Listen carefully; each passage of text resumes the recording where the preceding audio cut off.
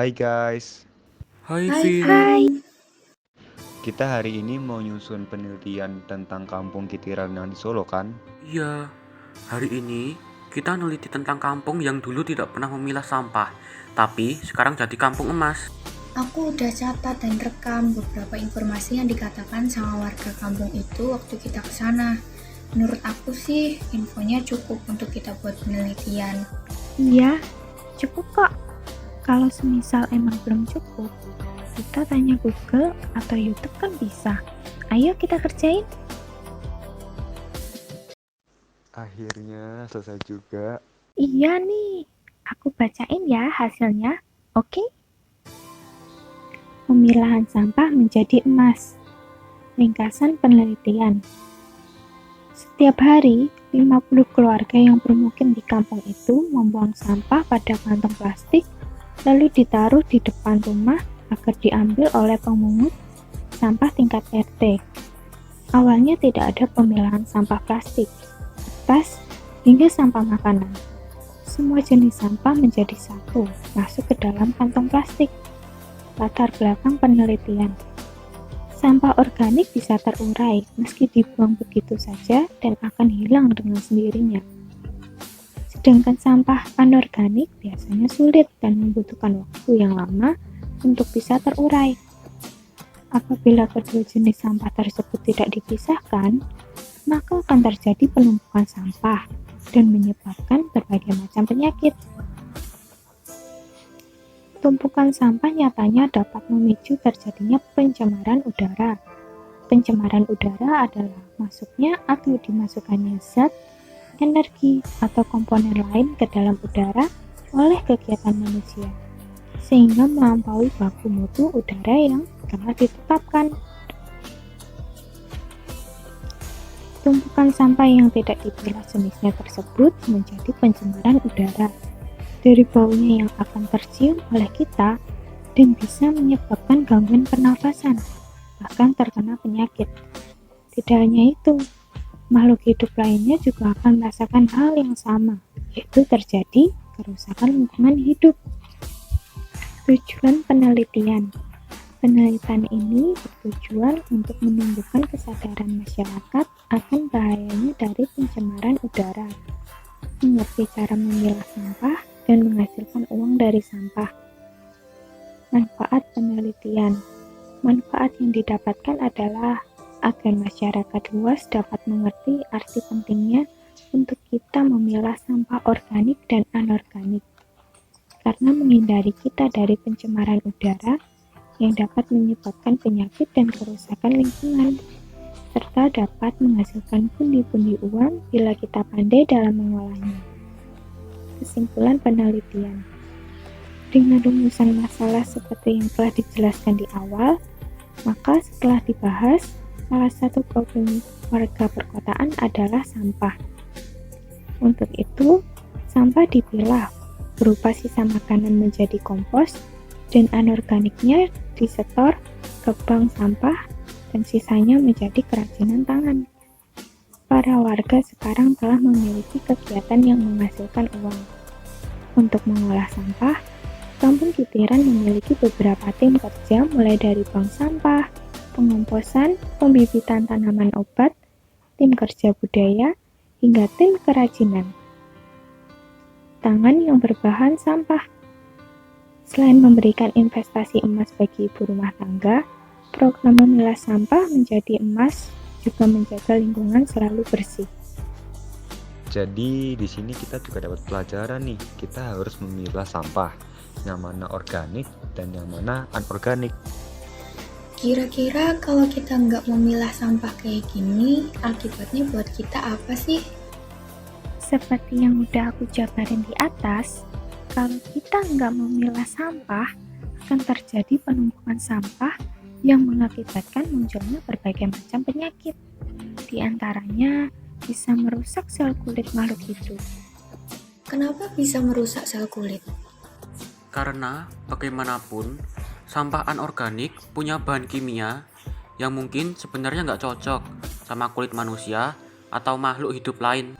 Iya, kalau sampah itu menumpuk dan menutup saluran sungai ke laut, akan terjadi banjir yang menenggelamkan sebagian tubuh makhluk hidup. Kalau bahan kimia itu tercemar di air, maka makhluk hidup akan ikut terkena bahan kimia tadi yang sebenarnya nggak cocok sama kulit. Wih, ternyata prosesnya bisa secara nggak langsung ya. Kalau begini, berarti kita harus berpikir panjang juga. Iya, bener. By the way, kalau bahas tentang lingkungan gini, aku jadi inget perannya Profesor Dr. Oto Sumarwoto deh. Dia orang Jawa Tengah kan, yang dikenal warga Universitas Gadjah Mada sama Universitas Pajajaran. Iya, dia juga menciptakan beberapa karya tulis tentang lingkungan hidup. Beberapanya yang aku ketahui sih, ada yang judulnya Analisis Mengenai Dampak Lingkungan, Ekologi Lingkungan Hidup dan Pembangunan, terus ada Indonesia dalam kancah isu lingkungan global. Tapi yang paling terkenal ekologi lingkungan hidup dan pembangunan bukan sih? Dia pakar ekologi kan? Iya, hebat banget jadi ya. Ceritain dikit dong, Ran, tentang dia. Oke, bakal aku ceritain dalam bahasa Inggris, oke? Profesor Dr. Oto Sumarwoto is an environmental figure. He provides solution for environmental management. The man who was born in Purwokerto on February 1926 has devoted his life to environmental preservation.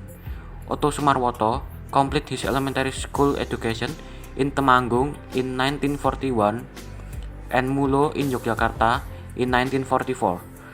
Otto was the sixth among 13 children from the father who was General Counsel of Assistance during the Dutch colonialism.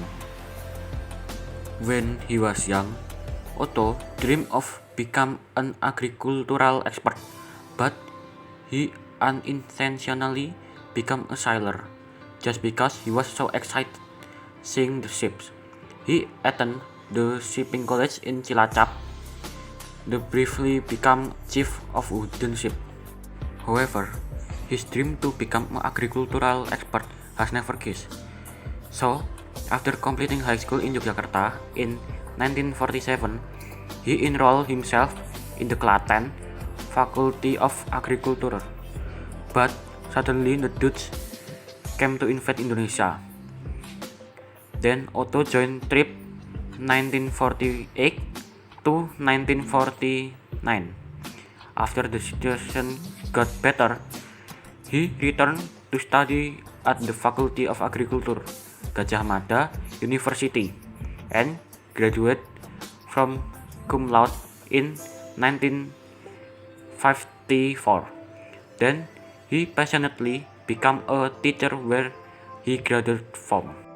Since 1952, he has been a botany assistant at the UGM Faculty of Agriculture. After graduating as an agricultural engineer from UGM, he became an expert assistant to the UGM Faculty of Agriculture in 1955. Then he earned a doctorate in plant philosophy from the University of California, Berkeley, USA. When he returned to Indonesia, Otto joined back with UGM and became professor of agricultural science at the UGM Faculty of Agriculture and Forestry. After several years of teaching at UGM, Otto was entrusted to be the director of the National Biological Institute in Bogor. Here, he studied molecular biology, a field that required complex and expensive equipment. At the same time, he also served as director of SIMEO, Southeast Asia Minister of Education Organization, and Biotrop Bogor from 1968 to 1972. In 1972, he was also active as a professor of biology at Pajajaran University. In addition, he served as director of the Ecological Institute of UNPAD 1972 and later changed its name to the Center of Natural Resource and Environmental Research. During his time at the institution, Otto was known as an expert who often made controversial statements. Wah, keren banget ya. Kita kan ada tugas bahasa Indonesia, yang resensi buku sama bikin puisi dan mencantumkan makna. Gimana kalau kita resensi karya-karya yang udah diciptakan oleh Pak Otto Sumaworto ini sama bikin puisi buat dia? Iya nih, lumayan juga kan biar beliau dan karyanya bisa lebih dikenal sama masyarakat dan teman-teman kita yang lain juga. Bagus tuh. Caranya resensi gimana sih? Kasih tahu dong. Aku belum begitu ngerti materinya. Yang pertama, kita harus menentukan buku apa yang akan diresensi. Yang kedua, kita harus membaca secara keseluruhan isi buku yang dipilih. Terus kita juga wajib mencatat poin-poin penting atau informasi dari buku yang akan diresensi. Lalu setelah itu baru deh tulis isi resensinya. Yang ditulis di isi resensi apaan? Kamu bisa tulis komentarmu berkaitan sama buku non-fiksi itu, atau bisa juga ringkasan dari buku itu, mencantumkan kelebihan dan kekurangan buku, manfaatnya baca buku yang kamu resensi itu, menilai tata bahasa juga bisa. Gitu ya? Oke deh, ayo kita kerjain. Oke, udah selesai. Tinggal puisi sama maknanya nih, gimana ya? Aku udah ada sedikit sih puisi buatanku, tapi belum aku cantumin maknanya. Kalau makna, nanti aja kita bahas. Dan buat berempat bareng-bareng, sekarang kita seleksi dulu puisi kamu. Iya nih, pemilihan kata harus sesuai dan benar, jadi harus dikoreksi lagi. Oke, aku bacain ya. Sajak semesta, alam, lingkungan, dan kasih sayang. Menatap hari dengan 1000 kenikmatan. Nampak jalan setapak yang hilang. Tak ada sehelai daun yang menerawang. Membentuk rindu di kala termaram. Untukmu sang pahlawan, ada sebuah petualangan tentang lingkungan. Untuk mewujudkan beribu harapan, badai pun ikut menantang untuk mengarungi keabadian. Padamu, Otto Sumaworto, kau tampakkan cahaya, kicau burung yang berhasutan, menjadi saksi bahwa seisi alam sangat bangga padamu. Wah, bagus banget ini. Jago juga kamu, Vin. Iya, aku kira masih yang belepotan bahasanya. Syukurlah kalau kalian nilai ini bagus. Ayo kita buat maknanya. Kalau menurut aku, di bait pertama itu kayak kita ngerasain zaman dulu yang selalu mandang alam dan lingkungan dengan penuh kenikmatan. Karena zaman dulu belum ada polusi kan. Tapi sekarang aja jalan setapak yang bertanah udah hampir nggak ada. Terus pada akhirnya hal kayak gini yang bikin timbul rasa rindu. Saat-saat dulu masih ada kenikmatan waktu mandang alam dan lingkungan sekitar.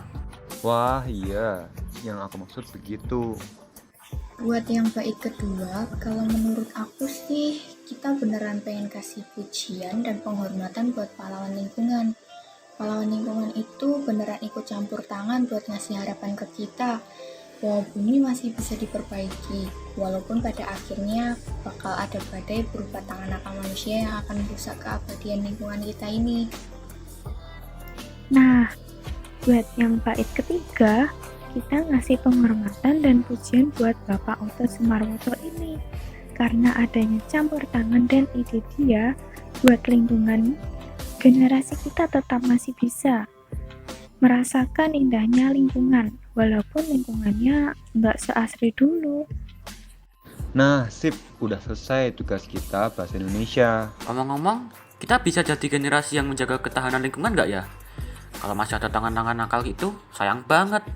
Nanti generasi setelah kita cuma bisa ngerasain polusi, kota metropolitan, dan kecurangan. Apalagi baru-baru ini ada berita kapal asing yang masuk ke perairan Indonesia tanpa izin. Kebanyakan dari mereka melakukan pencurian ikan-ikan yang jadi budidaya Indonesia. Hal kayak gitu kan merusak lingkungan hidup di air juga. Hah? Tangan nakal? Maksudnya? Maksudnya Randi, tentang tangan-tangan nakal yang dibahas, pasti akan ada manusia yang mencoba merusak lingkungan dengan tangannya.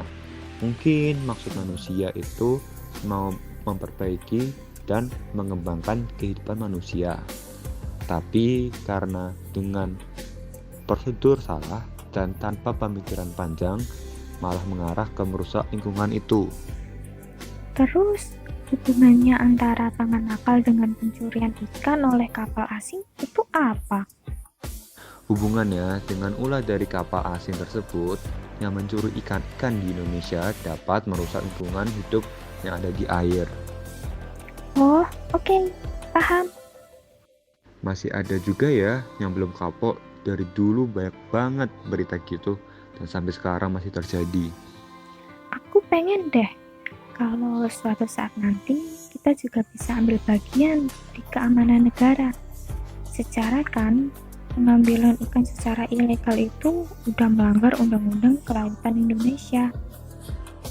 Kira-kira solusi terbaik yang sekarang diambil pemerintah apa ya? Solusi yang bisa dilakukan oleh pemerintah sekarang kurang lebihnya menambah armada laut, menindaklanjuti lebih keras pelaku pelayaran ilegal, dan membentuk badan peradilan tentang kelautan. Semoga aja cepet kapok mereka. Banyak warga Indonesia protes soalnya. Kita sebagai pelajar cuma bisa pantau berita lanjutnya aja sih. Sekarang lanjut ke tugas prakarya yuk. Oke, di prakarya kan kita disuruh ambil tokoh yang campur tangan mengenai perkembangan budaya lokal di Indonesia. Aku udah nemu tokoh Pak Ahmad Failasuf. Aku ada nemu Bapak Santosa Dolah. Aku ada nemu Pak Komang Adi. Kan di sini disuruh jabarin apa yang dia lakukan buat memperkenalkan budaya lokal dan gimana cara pemasaran yang dilakuin. Coba kalian jabarin satu-satu cara mereka memperkenalkan budaya lokal itu gimana. Baru setelah itu kita pilih salah satu yang menurut kita berpengaruh banget. Kenapa kita nggak milih semuanya aja sih? Kayak tulis aja tiga-tiganya. Iya, mending tulis aja semua tokoh dan usaha mereka mengembangkan budaya lokal. Ya udah, kalau gitu kita harus cari karya dan ide mereka mengenai budaya lokal. Buat Komang Adi, dia seorang pelukis. Dia melukis nggak hanya budaya lokal sih, dia banyak melukis hal lain selain budaya lokal. Waktu itu, nggak banyak orang yang punya minat di lukisan. Karena itu, dia mencoba buat memulai usahanya dengan menjual lukisannya, yang memang lumayan banyak lukisan tentang budaya lokal dan benda Indonesia. Bapak Santosa Dolah itu, dia seorang yang menemukan batik Danar Hadi. Dia mulai belajar membatik saat umur 15 tahun. Nama Danar Hadi juga diambil dari nama istrinya, Danarsih Hadi Santoso. Dia memulai usahanya dengan mempekerjakan 20 orang karyawan pembatik, hingga batik tulis dengan motif monogiren itu laku di pasar. Untuk lebih mengembangkan industri batik dan meningkatkan kemampuan produksi, pada tahun 1968 Pak Santosa membuka sebuah perkampungan batik yang berada di sekitar rumah Pak Santosa yang dikelola oleh PT Batik Danar Hadi. Sedangkan untuk promosi penggunaan kain batik untuk pakaian, Pak Santosa menggelar sejumlah kegiatan fashion show yang menggunakan kain batik di sejumlah hotel Singapura, hotel Indonesia, hotel Jakarta, dan lain-lain. Pak Santosa juga mulai melirik bisnis retail kain dan pakaian jadi batik dengan membuka sejumlah outlet. Selain di Jakarta, kini outlet-outlet tersebut sudah berkembang ke berbagai kota lain seperti Semarang, Yogyakarta, Medan, Surabaya, Bali, dan lain-lain. Kalau Pak Ahmad Failasuf, dia seseorang yang berhasil membangkitkan industri pengrajin batik Pekalongan. Salah satu cara pemasaran yang dilakukannya adalah mengikuti pameran-pameran, baik di dalam negeri maupun di luar negeri, untuk meningkatkan penghasilannya serta untuk mendapat lebih banyak pelanggan. Wah, mereka benar-benar agen perubahan ya. Nah, sekarang udah selesai tugas prakaryanya. Yes. Oh iya, sambil refleksi bimbingan konseling yang menjadi agen perubahan sekalian. Ya, walaupun cuma direfleksikan sih, tapi sekalian buat belajar. By the way, kita dari tadi banyak bawa tokoh yang berjasa ya. Mereka beneran sampai ngorbanin seluruh kehidupan mereka buat kebaikan kita di generasi sekarang.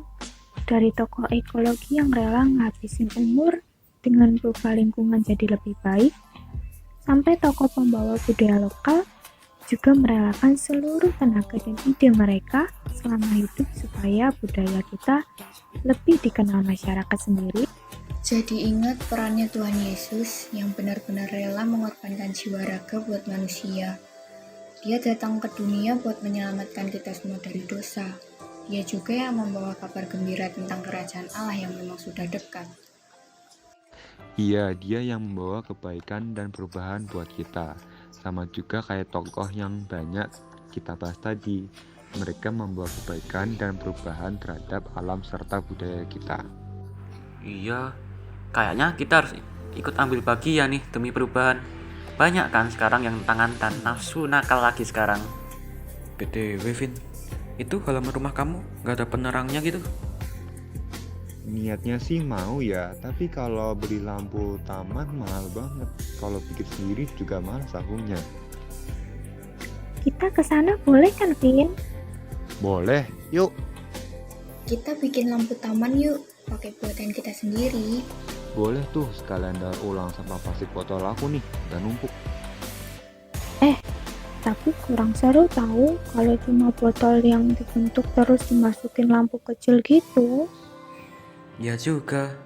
Gimana kalau kita hias pakai kain batik sama dilukis dikit? Hitung-hitung, kita contoh tokoh pengembang budaya lokal non benda.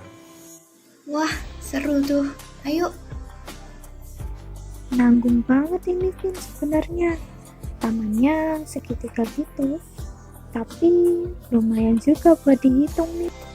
Kayaknya kehidupan penuh perhitungan, sampai taman aja kudu dihitung. Sekalian belajar kali, Vin. Ya udah, aku sama Gisela ngehitung buat matematikanya, oke? Kalian kerjain lampu tamannya. Nanti, kalau semisal udah nge-stuck banget sama perhitungannya, kita refresh dulu dengan bantuin kalian. Oke. Setelah diukur menggunakan meteran, diketahui sebuah taman di rumah Kevin dengan salah satu panjangnya adalah 6 meter. Besar sudut taman yang terbentuk sebesar 30 derajat dan 120 derajat. Jika diilustrasikan dalam gambar, taman rumah Kevin seperti berikut. Berapakah panjang dua sisi yang belum diketahui beserta luas tamannya? Diketahui, bin sama dengan 6 meter. Sudut B sama dengan 120 derajat. Sudut C sama dengan 30 derajat. Besar sudut ACB sama dengan sudut BAC. Panjang sisi BC sama dengan AB. Ditanya, panjang kedua sisi yang belum diketahui dan luas taman seluruhnya.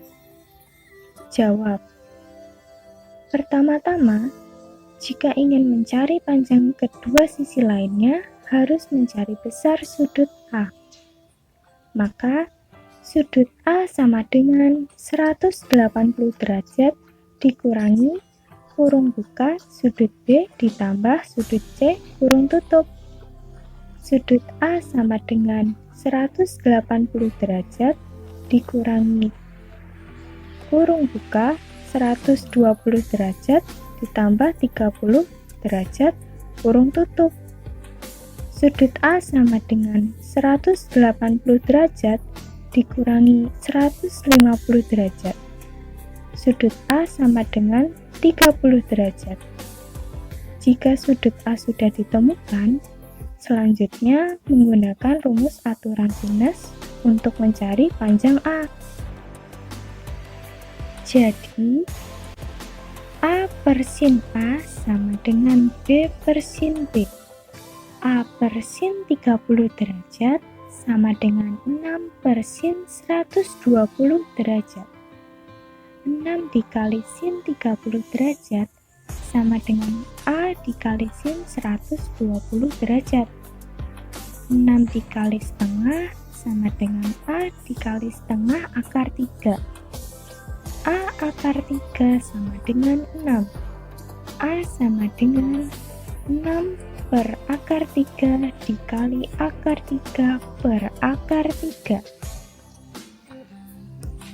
A sama dengan 6 akar 3 dibagi 3 sama dengan 2 akar 3 meter.